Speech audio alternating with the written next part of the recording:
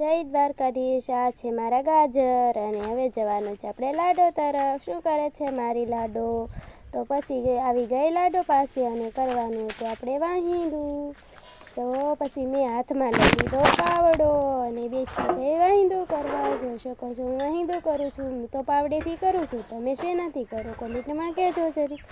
તો હું હવે વિડીયો બંધ કરી દઉં છું અને વાહિંદું કરી નાખું।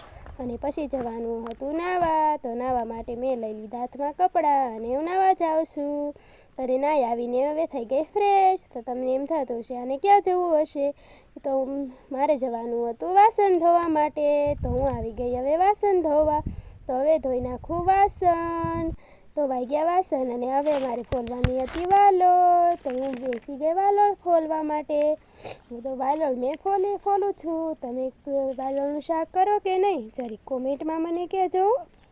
તો આવી બધું છે અને મેં લાઈક શેર અને સબસ્ક્રાઈબ કરવાનું ભૂલતા નહીં। કેવો લાગ્યો મારો મિની બ્લોગ? Bye bye.